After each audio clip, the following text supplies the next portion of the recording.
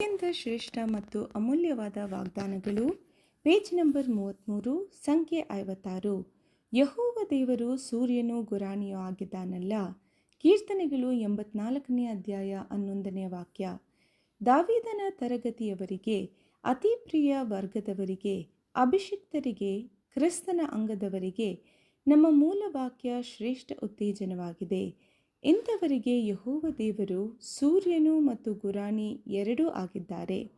ಆತನು ಇವರನ್ನು ಪ್ರಕಾಶಪಡಿಸುತ್ತಾರೆ. ಮಾತ್ರವಲ್ಲದೆ ಅವರ ಮೇಲೆ ದಯಪಾಲಿಸುವ ಆಶೀರ್ವಾದಗಳಲ್ಲಿ ಅವರಿಗೆ ಹಾನಿಯಾಗದಂತೆ ಕಾಪಾಡುತ್ತಾರೆ. ಯಾವುದೇ ವಿಧದಲ್ಲಿ ಅವರಿಗೆ ಹಾನಿ ಮಾಡುವ ಸಕಲ ಕಾರ್ಯಗಳಿಂದ ಮತ್ತು ಎಲ್ಲ ಶತ್ರುಗಳಿಂದ ಅವರಿಗೆ ಗುರಾಣಿಯಾಗಿದ್ದಾರೆ. ಆತನ ಸಂಕಲ್ಪದ ಮೇರೆಗೆ ಕರೆಯಲ್ಪಟ್ಟ ಆತನನ್ನು ಪ್ರೀತಿಸುವವರ ಹಿತಕ್ಕಾಗಿ ಎಲ್ಲ ಕಾರ್ಯಗಳು ಅನುಕೂಲವಾಗುತ್ತವೆ. ಆಗ ಇಂತಹ ಆಶೀರ್ವಾದದಾಯಕ ಭರವಸೆಯಿಂದ, ಹರ್ಷದಿಂದ ಮತ್ತು ದೃಢ ವಿಶ್ವಾಸದೊಂದಿಗೆ ಭವಿಷ್ಯದೆಡೆಗೆ ಮುಂದೆ ನೋಡಿಕೊಂಡು, ನಂಬಿಗಸ್ತರಿಗೆ ದೇವರು ವಾಗ್ದಾನ ಮಾಡಿರುವ ಮಹಿಮಾನ್ವಿತ ಫಲದಲ್ಲಿ ನಂಬಿಕೆಯಿಂದ ಪಾಲು ಹೊಂದಲು ಹರ್ಷದೊಂದಿಗೆ ಮತ್ತು ದೃಢ ವಿಶ್ವಾಸದೊಂದಿಗೆ ಭವಿಷ್ಯದೆಡೆಗೆ ಮುಂದೆ ನೋಡಬಹುದು.